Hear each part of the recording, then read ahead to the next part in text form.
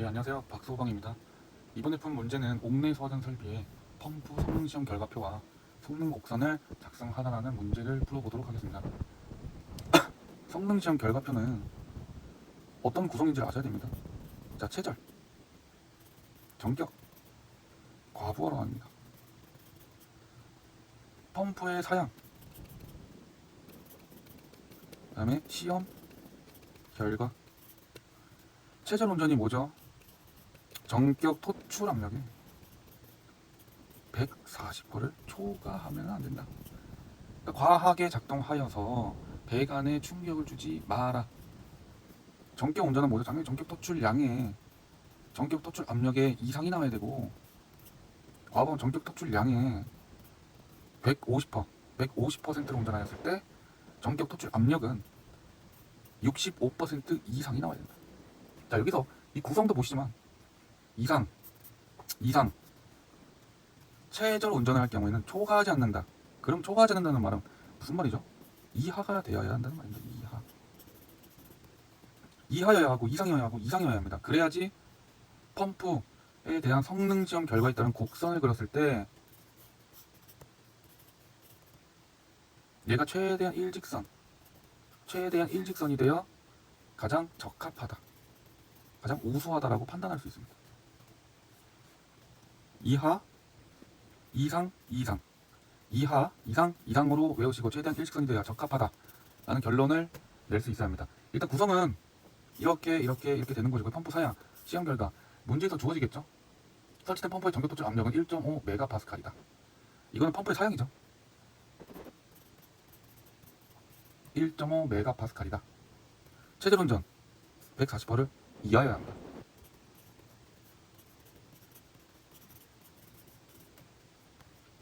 과부하 운전, 이렇게 운전하였을 때 0.65 곱하기 이상이어야 한다. 그러니까 65% 이상이어야 한다.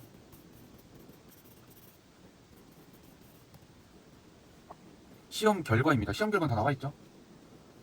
최저 운전 토출 압력 2.3 메가파스칼, 1.6 메가파스칼, 1 메가파스칼. 이렇게 나왔을 때 이 시험에 대한 결과값이 얘네들보다 이하여야 하고 이상이어야 한다. 그러면은 최대한 일직선으로 가까워져서 적합하다라고 판단을 내릴 수 있다. 근데 그 판단을 지금 내려가라고 하는 것이죠. 그러면 이것이 성능시험 결과표입니다. 여기까지가 성능시험 결과표가 되고요. 이제는 성능 곡선을 그려봐야죠. 곡선을 그린다. 꼭 단위 쓰셔야 됩니다. 리터 펌이나 안 구했잖아요. 그거 구하면 되죠. 일단 펌프 성능 곡선은 이렇게 되죠. 그런 다음에 들어가는 겁니다. Q.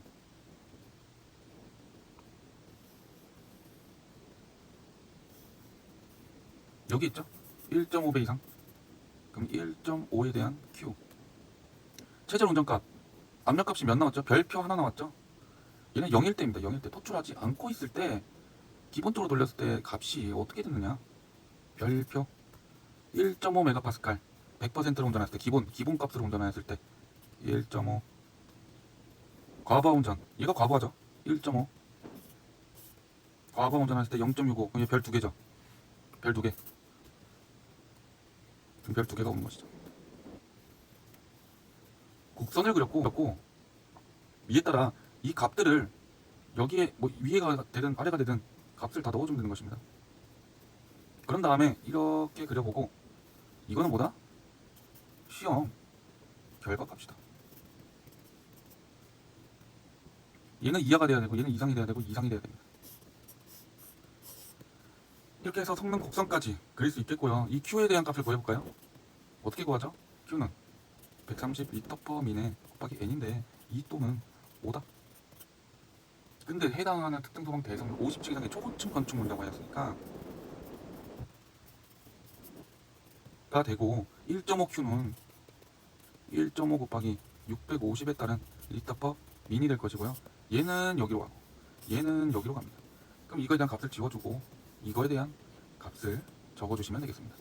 그러면은 해당 문제에 대한 내용이 끝나니까 마지막에 끝이라고 적어서 마무리 지으면 되겠습니다. 근데 추가적으로 이 렌즈 값과 디프 값 많이 들어보셨죠? 자, 렌즈 말 그대로 범위죠. 디프 차이점 어떻게 되는 것이냐. 일단 기본적으로는 이렇게 그려주고요. 이게 무엇이다? 주펌프와 예비펌프의 정지점이 되는 것입니다. 근데 정지점은 렌즈 값이 됩니다. 렌즈 주 예비펌프의 정지점은 렌즈. 기본적인 값은 최저운전, 이 최저운전에 대한 값입니다. 최저운전 140% 초과하잖아. 그럼 기동할 때 압력, 배관 내 압력이 떨어지게 되면 주펌프, 예비펌프, 충합펌프가 작동을 하게 되죠. 작동하는 순서는 어떻게 된다? 작동하는 순서 충주예가 되죠. 충주예. 주하고 예비펌프는 정지점은 이 렌즈 값은 정격 토출 압력의 1.4 이하여야 하니까 이것이 렌즈 값이 되는 것입니다. 렌즈 값. 그 주펌프와 예비펌프에 대한 정지점이 나왔습니다. 평상시의 압력이 요 정도라고 하면 유지해야 하는 압력이 그러면은 충합펌프에 대한 렌즈 값. 충합펌프는 왜 빈번한 기동을 하죠? 주펌프의 빈번한 기동을 막기 위해서 충합펌프를 설치하는 충합펌프는 상시 기동용 싹개폐 장치를 통해 자동적으로 자신이 기동하고 정지합니다. 렌즈 값 정지점입니다. 이 점 기동점입니다. 충합펌프의 기동점. 기동 압력이죠. 기동 압력. 이거는 사용자 즉 관계인이 선정, 관계인 뭐 소방안전 관리자나 관계인이 선정.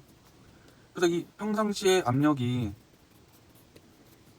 떨어지게 되면 기동을 해서 다시 올리고 최대 렌즈값 정지점까지만 기동을 할 수 있습니다. 정지점까지만 이 범위 내에서만 충합펌프가 평상시에 걸리는 압력을 유지해준다.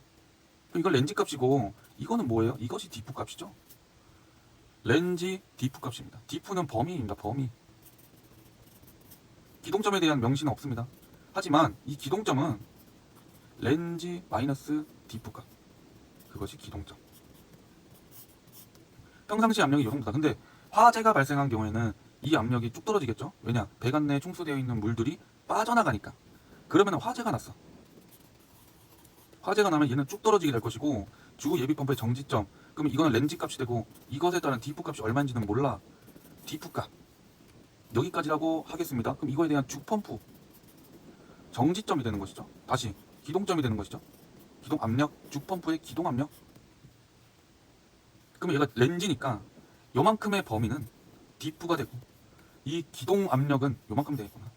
여기에서 요만큼만 왔다 갔다 할 수 있는 범위 내에서 충합 펌프가 작동을 했는데 그건 평상시의 얘기고 화재 시에는 압력이 쭉 떨어지게 되니까 주펌프가 기동을 해야 되는 겁니다. 근데 기동 압력은 어떻게 정한다?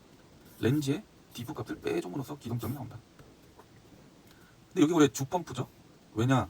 작동 순서는 충주예니까. 작동 순서는 충주예니까. 주펌프가 작동하여도 화재 시에 압력이 더 떨어졌다. 그러면 이제 예비펌프가 작동하죠. 예비펌프의 기동 압력입니다. 예비펌프의 기동 압력. 정지점은 여기 있고. 그러면 예비펌프의 기동 압력은 어떻게 구합니까? 여기에서 렌즈에서 디프 값만큼을 빼주는 겁니다. 그러니까 이거는 명시가 되어 있겠죠. 문제상에. 이렇게 되는 것입니다. 그래서 이 렌즈와 디프 값에 대한 기준을 알고 가시고 평상시에는 요 범위에서 움직이고 해결할 수 있다가 화재가 발생해서 압력이 쭉 떨어지게 되면 주펌프가 기동을 하게 되고 더 떨어지게 되면 예비펌프가 작동하게 되는 것입니다. 근데 예비펌프에 대한 설치 제외 기준이 있죠. 뭐였죠? 지가 고수 10입니다. 지하층만 있거나 가압 송수 장치하는 경우, 고가 수조를 가압 송수 장치하는 경우, 수온이 최상층의 방수보다 더 높게 설치된 경우, 건축물의 높이가 10m 이하인 경우에는 굳이 예비펌프를 설치하지 않아도 된다. 라고 화재 안전 기술 기준에 명시가 되어 있습니다. 아무튼 이로써 문제 2번 옥내 소화장 설비에 대한 내용을 마치겠습니다. 감사합니다.